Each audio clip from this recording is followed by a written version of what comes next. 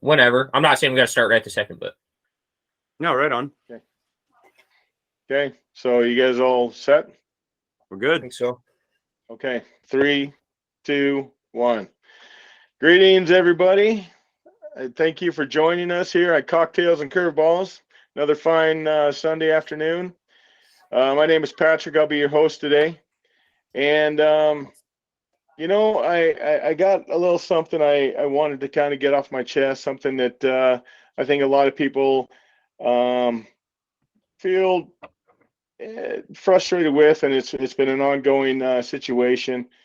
Um, I feel like in society nowadays, there's a whole lot less patience with basically everybody. I mean, prices are kind of out of control. I mean, there's a lot of issues. I don't know if this country has ever been in a sadder state of affairs with everybody's feelings getting hurt over virtually nothing. I just think that now more than ever, especially with everything going on, I think we really got to take the time and try to see the other side of the fence, and it's not just not through your eyes. And what I mean by that, and one small area where it just gets a little overwhelming is, you go to the grocery store, you go get fast food, even in a bar, maybe it's a little bit more explainable because there's alcohol involved and people are drinking and being stupid. But especially in the service industry, I don't know when it became perfectly okay to just be so disrespectful to the wait staff, to the butcher trying to cut up your steak, to the cashier trying to cash you out after you got a basket full of food. But it's a really fine line where you go from minding your own business to uh, defending the person on the other end of this onslaught. And I feel like if we all haven't been in front row seats watching this situation, we've seen it from afar, where somebody is either having a bad day or they're pissed off because they just spent $50 putting 3 gallons of gas in their car, or food prices, or not being able to afford rent, or your electricity. Everything is just at an all-time high. I mean, more than we've ever seen. Inflation is out of control right now. So it's put everybody obviously in a pretty somber mood. But I don't think the answer is to go to your local grocery store and take it out on the cashier and be so disrespectful. This person is working for a living. This person is at work when they could be on the system on food stamps, and they chose to come to work and try to make a living. And I just think we all need to take a step back. And in spite of what little patience it seems everybody has, just try to see the other side of the fence, man. I mean, if you were trying to cash somebody out, or if you're at, especially in the fast food industry, I don't generally eat fast food, but I hear stories. I hear everybody talking about it. Somebody didn't get their meal right, or somebody's missing something in their sack. They go in and just take the entire staff to task. And I just think, we're in a dangerous situation, because there's going to come a time where people are going to just start deciding they're not putting up with that anymore. And the minute that the service industry decides, listen, you're not going to talk to me anymore, I might lose my job, but I'm going to hop over this corner and beat your ass. That's kind of the road we're staring down. And I just think, you see it everywhere. And obviously what I'm saying is probably not going to make a dent. But just for everybody out there, just stop and think for a second, okay? When you go to buy something, or you're going to get coffee, or anywhere in the service industry, and they make a mistake, listen, man, nobody's trying to ruin your day. People make mistakes, right? Just be a little more courteous to the people that are trying to bring home a paycheck and keep the lights on. That's all I'm saying. It's gotten out of control. People, we're older than 10 years old. You don't have to throw yourself on the ground and throw the world's biggest temper tantrum because they forgot your French fries. Just use a little bit of sense. That's all I'm saying. So all that being said, first and foremost, before we get to the greetings, I would like to give a big tip of the cap to all of the our service members, past and present, that are defending this country now in this day and age, defending our freedom of choice, defending our Constitution, allowing people like us to get on a platform and say what we have to say. You can never say thank you enough to everybody serving in our armed forces. I'd also like to give a big shout out to all of our first responders and our peace officers, men in blue. Being a police officer has never been more difficult than it is now. Granted, we all know that there's bad police officers in every state, but I think for the most part, police officers are generally good. And these guys can't catch a break, man. Everybody's waiting to pull out a camera and film them and catch them doing something wrong. Listen, man, that's what's keeping you from taken down by the bad guys. So, first responders never get enough thanks. I am joined today by Lee. Say hello and tell everybody what you're drinking today. All right. So I myself just found this lovely, awesome beer. Okay. It's from honestly my favorite brewery, Kettle House Brewing out of Missoula, Montana. Nice. It's called Muley Buck. Okay. So it's a mosaic IPA, but I'm going to tell you, they want you to think it's all citrusy, right? Like a mango card or something like that. It's not. It's not a hazy. It's got floral notes and it's got a little bit of citrus to it. And I'm going to tell you right now, this thing is bomb at 6.2%. Damn. So, I mean, mind yourself if you're drinking a lot of them, but it's one of those ones that, yeah, I'm going to be drinking a lot of these until I find the next good one. And oh, by the way, if there's anybody out there who wants to tell us about some good brewery in their neck of the woods, hit us up at cocktailsandcurveballs@gmail.com because I'd love to know. That's my thing. Absolutely. Now, Lee, if somebody wanted to try that, do they have to go into the store? Can they get it online? How does someone go? Okay, so I'm that guy that always goes in store. I have done a little bit of online ordering only for stuff in the Pacific Northwest that just can't get across state borders. Every state has like weird laws about alcohol, like beer, even wine coming across borders. For the longest time, you couldn't get Quilter's Irish Death out of Ellensburg, Washington in Montana. Wow. Because Montana was assholes, to say the least, and they wanted to charge so much money just for them every time they sent a truck of Irish Death into Montana. So fucking Iron Horse Brewery said, fuck it, we're doing really good in the Pac Northwest. We're going to stay right here. And then we finally loosened the reins a little bit and allowed them in. But as far as ordering online, I've only done that a couple times. So if there's someone out there that has like the perfect site to go to, I would love to hear it. Hit us up. But honestly, where I'm at, there are so many good breweries in this state. I can find something new every week. And I just rolled with this because this is my favorite brewery out of Missoula. And I was like, I am never disappointed by them. So good deal. Ty, what are you drinking today? I went a little bit different route today. I went a cherry blade lemonade bang and got that on ice. Got a little cranberry juice on top of it. And if you wanted to get a hold of one of those, a cherry blade lemonade bang, good fucking luck, because as far as I understand it, they the bangs just took a real nosedive. I think they just went bankrupt. Did they really? Shit. Wow. That's what I So I like Bang. I like their cotton candy. Their cotton candy Bang. I could drink 1,000 of those. I know they're not good for you, but I still drink the hell out of them. Today I'm drinking Mango Cart. It's funny you bring up Mango Cart because that's what I'm drinking today. Yeah, I got a little bit of Mango Cart. It's one of my favorite beers. My girlfriend actually works part-time at the wine mill here in Great Falls, Montana. And so when I go up there and I'll have a pie to myself, they serve Mango Cart up there. And sometimes I feel like, back in the 50s when some dipshit was stinking it up on stage, they'd grab a cane and yank him around the neck and pull him off stage. I feel like sometimes they have to do that to me at the wine mill when I'm drinking these Mango Carts because I can sit there and drink them all night long. So that's fair. Yeah. Hey, yeah. Just so you know, same place, wine mill. That's where I found. So Kettle House, the brewery I was talking about, they came out with their white stout. It didn't even have a name, but the wine mill offered it, Kettle House White Stout, right? I'm like, oh, I've never had that before. That sounds amazing. And oh, by the way, it's top 3 beers for me right now. So nice. it got so popular, and I got it at the wine mill. So it got so popular. It got so popular. Yeah, wine mill.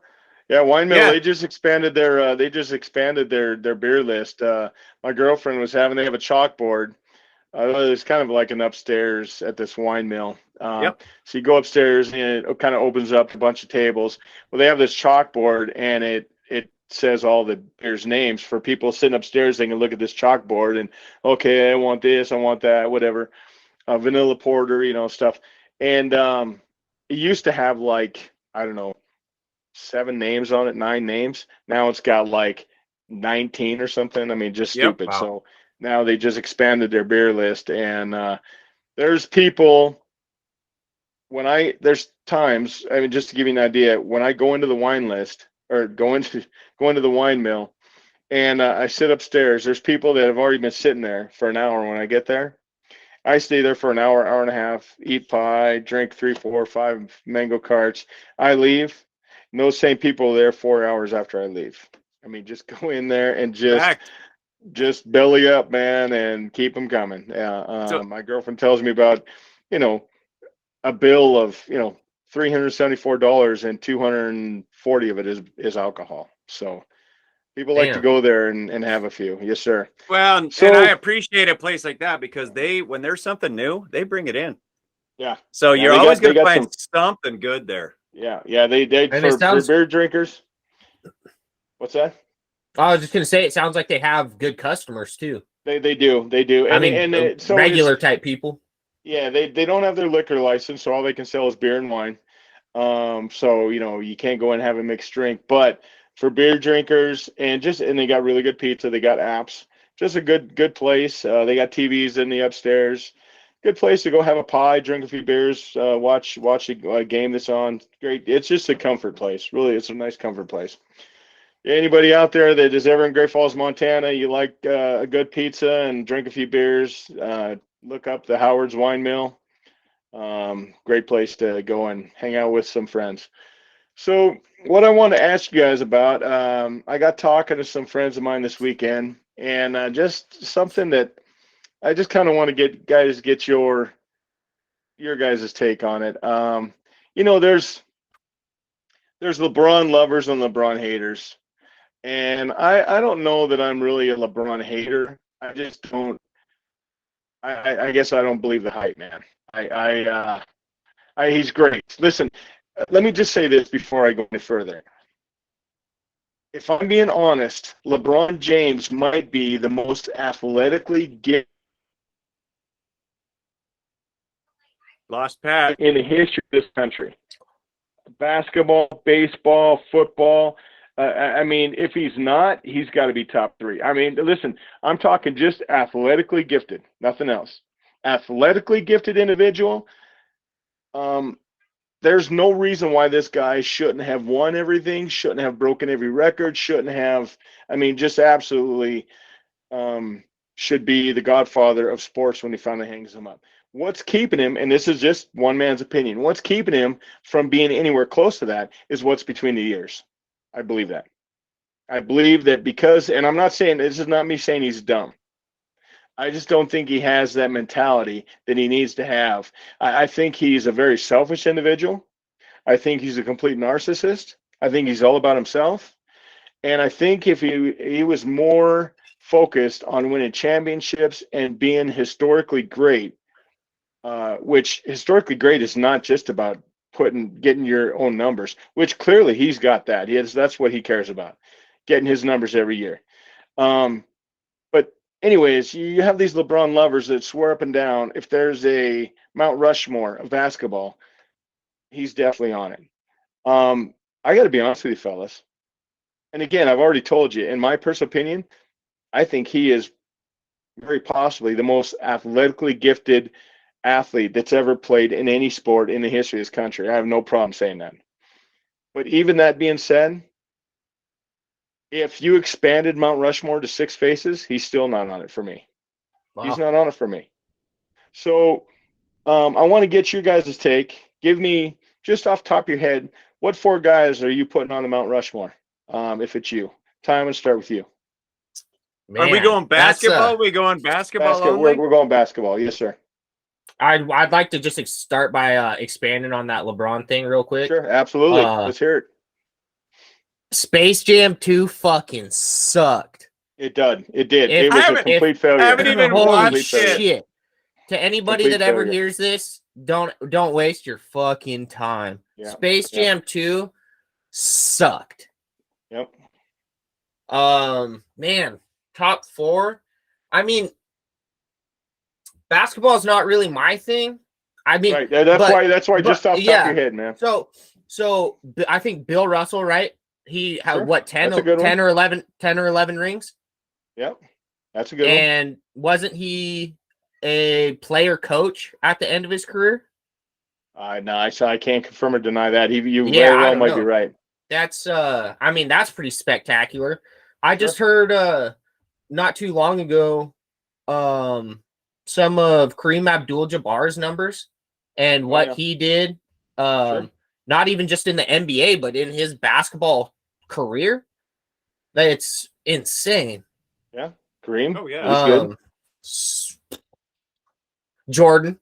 So there's I mean, 3. that's That's a given. I was gonna take you to task if you didn't bring up the goal. I was gonna be like, Ty, wait, whoa, Yeah, Jordan. I don't know. Yeah, I just started back with as far as I could back, and yeah. So Russell, Kareem Abdul-Jabbar, Jordan.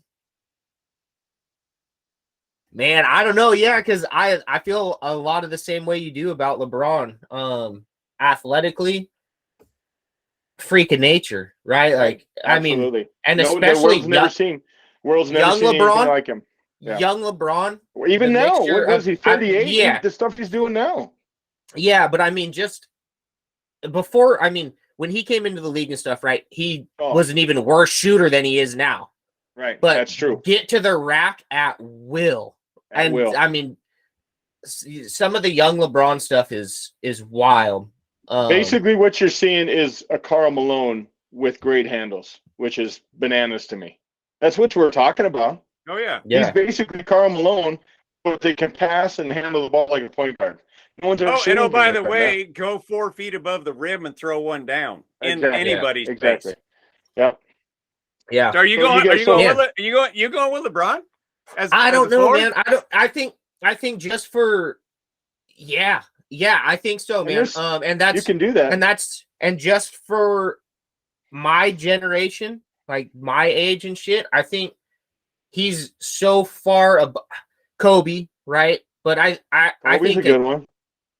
Kobe, but I don't know, man. You gotta have honorable mentions. You gotta have honorable mentions. Yeah, if there, I think that's for me, Mount Rushmore I think the basketball. fourth. It's tough. It's tough. Yeah. It is.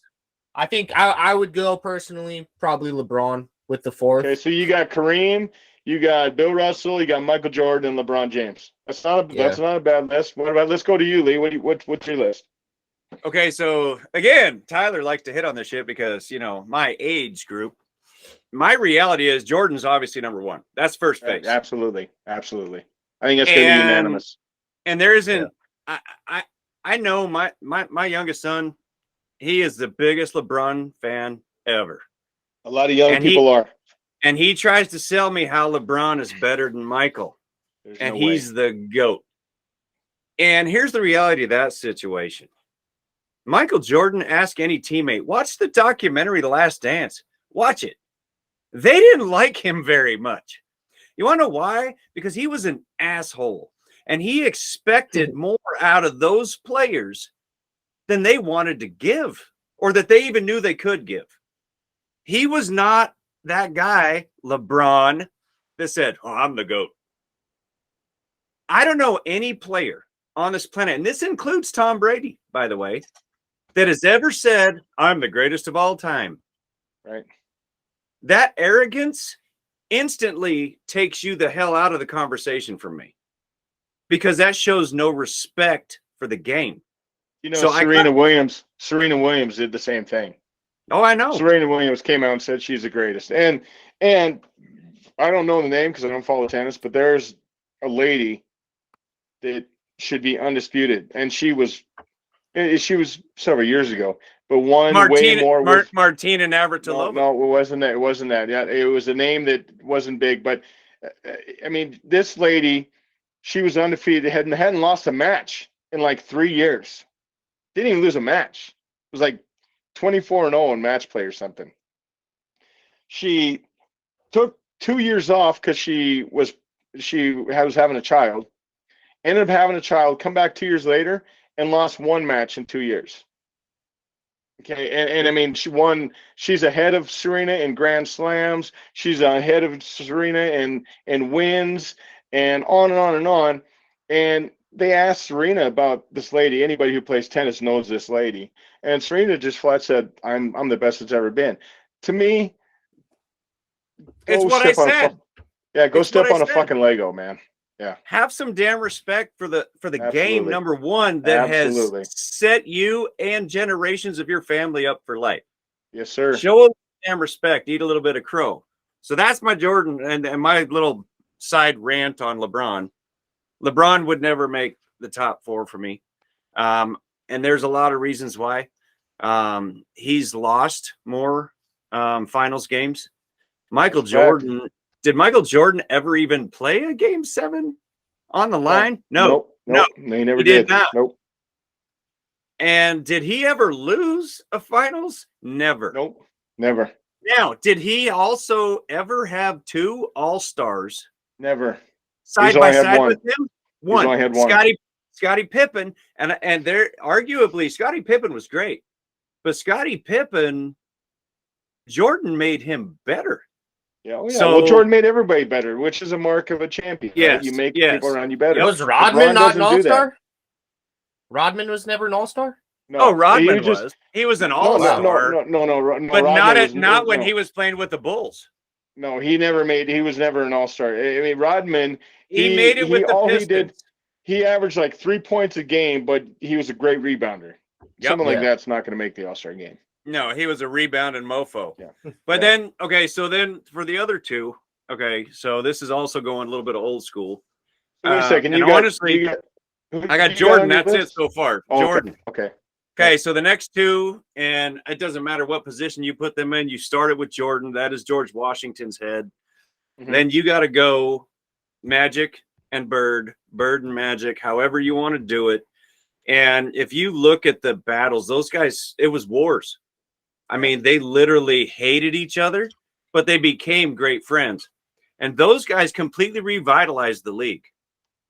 They took the league out of being basically inconsequential. Yes, sir. And then turned it into everybody was watching. And I was like, holy shit, this little really, really unattractive white boy from French Lick, Indiana, that can't really jump, but he can shoot from outside the gym and make it. Do everything. You know? And, the passing was insane. So you got Bird, and then the one guy that I wish, kind of like, in football, Dan Marino, wish would have got to that pinnacle, but his skills were, I mean, like nothing anybody had ever seen, and that's Dr. J. Julius Erving, that guy, and that's when Bird and Magic came in. That guy could contort his body before Jordan showed up and did it times 10. Yeah, he was amazing. But you got to give that man that kind of respect on a team that never got to that catalyst, that never got to the top. They were always there, but they never made it all the way. And that guy, he worked harder. I would see him get destroyed, dropped on his neck out of bounds from a hard hit, and he'd jump right back up, and he would go. So that's it, man. I got to go with Jordan, Bird, and Magic. Pick whatever direction you want them to go, and Dr. J on the end, man. Got to do it. Those are 2 really good lists. Did you say Lee that Jordan is basically equivalent to George Washington? And is that because you think he's the best president of the 4? No, I think because he was the first one. George Washington is the first face carved into Mount Rushmore, sir. And that was the first president of the United States. So when I compare it to the number 1 out of all those players that I listed, Jordan is by far number 1. By far. Also, give him first position. I couldn't have told you that he was in the first position in Mount Rushmore. Do we know who is actually on Mount Rushmore, by the way? Yeah, 3 presidents and George Washington. George Washington and 3 other dudes? Yeah, I'll second that. Yeah. I believe I mean, Abraham Lincoln? Somebody like Google that and email I feel us like at I feel like Abraham Lincoln is up there. cocktailsandcurveballs@gmail.com. I feel feel like like on there. Abraham I know Abe's up there. I think there's And got to maybe be is a Thomas Roosevelt Jefferson? or I feel like I was don't gonna know. say Thomas Jefferson, but I don't fucking Yeah. know, to be honest. Isn't And there the a fourth Roosevelt one, up Yeah, there? and this is an uneducated podcast. So Somebody hit let's us up, email us, let us know. Yeah. Let us know. So Correct my us. 4 is slightly different. There's some consistencies. Yeah, Jordan again. Really quick on the Jordan GOAT. I'm and Jordan GOAT and LeBron GOAT argument. I'm gonna put that to rest right now with this one statistic. I didn't realize this till I read an article and it spelled this out, and I just thought, after you know this, how could anybody ever suggest that LeBron was greater than Michael? So there have only been 3 guys that have done what they call the clean sweep, okay? That have led the league in scoring, won Defensive Player of the Year, won MVP, season MVP, have won Finals MVP, and have won the championship. Because it is possible to win Finals MVP and not win the championship, okay? Mhm. So five awards, okay? That's leading the league in scoring, Defensive Player of the Year, Season MVP, Finals MVP, and win the championship. Okay, only 3 guys have done that, right? Jerry West, I believe, did it 3 times, and I can't remember. And somebody else did it once. I can't remember who else did it once. It wasn't LeBron, by the way. Michael Jordan did it 5 times. 5 times. Okay, where think about that. 5 times Defensive Player of the Year, leading the league in scoring, Finals MVP, season, huh? All in the same season? In the same All 5 of season. these? Wow. All 5. I He would did be that, surprised. and he did that 5 times. You know how many times LeBron has done that? 0. Zero, probably. I'd be surprised to see Do you know how how many times people LeBron, have done that in a career. You know how many times Let alone LeBron just a has won? season. You know how many times LeBron has won Defensive Player of the Year? Probably, I don't think any. 0. Zero. You know Zero. how many times Michael has won? He was Defensive Player of the Year like 9 years. Holy shit! I didn't realize that. I was just pretty young during He was first team all defense, like, was it 11, 13 years or something, where he was first team all defense. Jesus Christ. I know it was at least 11. I know that. Okay. So knowing that Jordan did that 5 times in one season, lead the league in scoring, Defensive Player of the Year, MVP, Finals MVP, and winning the championship. He's done that 5 times all in the same season. LeBron Out of hasn't his done it 6 once. rings. Yeah, LeBron hasn't done it once. So talk to me again about how LeBron is greater than Michael. Talk to me again. That just slams the door on any fucking argument. Okay, so my 4 on Mount Rushmore: Michael, undisputed. My number 2. Listen, I think if you guys haven't seen this, you need to. Maybe not after you get off this show, but in the next few days, you'll see what I'm talking about. You take Larry Bird stats and put them right next to LeBron James. LeBron James, or Larry Bird, his PER, which is how they rate basketball players. It's basically what a PER is PER, is it gives you the truest value of how statistically great you are as a player. Everybody has a PER. Down to the smallest bench guy, his PER might be 2.31. You start getting up into like 20 PER, 20.7, 25.3. I think LeBron's right now is like maybe 18 or 19. You get past like 15 PER, you're getting pretty good. LeBron at his peak was probably about 25. Over a career, Larry Bird's PER is higher than LeBron James. He averaged more points over a career. He averaged more rebounds over a career. I think he's within an assist over a career. He averaged more steals over a career, and he's got just as many championships, does he not? Does he have more? He's got 3. He's got 3. Okay. So Bird has 3. Okay. So in my opinion, and Larry Bird, Larry Legend never came out and said, I'm the greatest. But it's funny how people will sit there and get in a heated debate about how LeBron is the GOAT. Well, statistically speaking, he's no better than Larry Bird. Not even a little bit. Their per over career, Larry Bird actually has a higher per. There's nothing LeBron's going to do to be able to catch Larry as far as his per over career. There's nothing. So explain to me why everybody contests that LeBron is amongst the greatest, but how nobody ever talks about Larry Legend being the greatest. No one's ever said that. It's always between Michael and LeBron. So someone give me a legitimate argument why nobody mentions Larry Bird. If you're going to mention LeBron, Larry Bird's right there, man.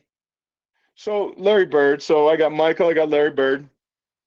I didn't pick Magic. Who I do have is I got Dr. J, because I think he was. He was an icebreaker, so to speak. I think he kind of was one of the responsible ones for changing the league to what it is. I mean, one of the godfathers. I think you got to have Dr. J. I'm going to go with Wilt. I'm going to go with Wilt Chamberlain, man. You can't go wrong with Wilt. Only dude that averaged it scored 100 points in a game. There was one season. I mean, just if you look up some facts with Wilt Chamberlain, he put up Xbox numbers. I mean, shit that you're only going to see on Xbox. There was a season where he averaged like 25 rebounds a game. That's just, I don't even understand what that means, man.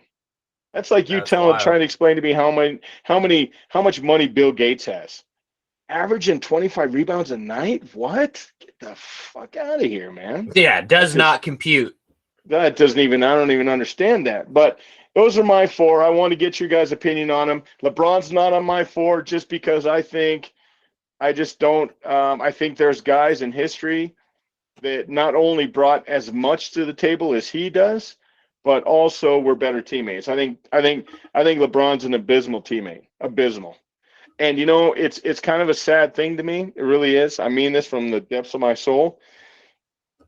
Because as athletically gifted as LeBron clearly is, and I do mean that. I that's not an exaggeration at all. I do believe that he is arguably the most athletically gifted athlete that's ever played in any sport in the history of the world. And because of that, if he was just a little more mentally capable, I'm not even sure how you even say it, but if he wasn't so consumed, well, if he wasn't such a selfish individual, if he was more about his team and he was a better teammate, it's hard to even begin to imagine the championships this guy would have, the records he might have broken. And unfortunately, I think when people, and not everybody, because people that are in love with him, or that's what they're going to remember. But I think for the most part, you know, when people think of Michael, I think they think of just championship material. I think when people think of LeBron, they're just going to think of a selfish player that's out to get his. That's you know, the kicker on that too, Pat. I agree with that. The tough part for me is LeBron, and you said it. He is by far one of the most gifted athletes I've ever seen play basketball. Absolutely. Ever. Okay. Well, in any sport. I mean, compare that to anybody. Oh, yeah. Well, trust me. If he would have been a football player, he'd have been a killer linebacker. Oh, I mean, the guy is just an athletic freak. Defensive end. But here's the kicker. Michael, whether his teammates hated him or not, and some of them did, make no mistake. Yeah. Oh yeah. He made them better. Sure I look at LeBron, and I think he made some of his teammates, if not a majority of them, worse. Right. Because they had a hard time playing with him. Right. He just because it was all about him, and he always had to point a finger at somebody if something didn't go right. Always. And I didn't like that, man. So Yeah, and nobody's even brought up the flopping.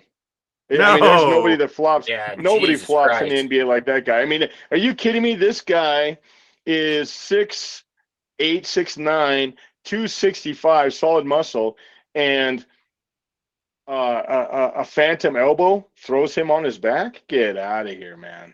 Get out of here. I mean, this guy goes down on his back over literally nothing, man. It's bananas to watch somebody that big and powerful. And then they show the replay, and it's like, oh my God, I mean, the elbow missed his face by 3 feet. You know, it's that bad. I just think that it's unfortunate because somebody with his abilities should have accomplished a hell of a lot more. You know, everybody talks about the records he's breaking. Well, yeah, when you play for 73 years, you tend to he break all can't. the records. He was 17 when he came out of high school. Right. Right. He didn't have college at all. And I know Jordan Right. only had a year, Right. but come on, man. Right. I mean, give me a break. If you can sit here and tell me that LeBron got to the finals, never once played a game 7, and never once lost, okay, put him on Mount Rushmore. But can you do that? Not a chance. Not a chance. It's I've never been a LeBron fan. I have no problem appreciating greatness, and he is historically great. I'll give him that. But he's not in my top 4. He's not even in my top 5. So I think, honestly, in my heart of hearts, and this ain't me just being a hater, my heart of hearts, I slot LeBron James probably in about 6 or 7, if I'm being honest, somewhere in there. Yep. Oh, he's That's where definitely top. He's definitely top 8 for me as well. Yeah, I mean, you he's can't 6 or 7. deny. Yep. Yeah, he's great, and actually he should been. He should. There's no reason why he shouldn't have been number 1. If he Agreed. just was a better individual, a better teammate. Yeah, to me, that's his selfishness is the reason why he has accomplished so less than what he should have. I want to kind of shift gears from individualities and kind of go to a team. I want to ask you guys your opinion on this, and maybe there's no right answer, but I want to kind of get into this conversation and just kind of get your insight. I saw a couple games this weekend. Doesn't matter who was playing, but let's say 2 teams, football teams, okay? They're going up against each other. Doesn't matter, college level, professional level, doesn't matter. And one team in particular is just a running team. I mean, the last 4 or 5 games, they've put up 300 plus yards on the ground. Okay. And they go, they get a matchup with one of their rivals, and this team they're going up against, just for whatever reason, has no answers. I don't think there's any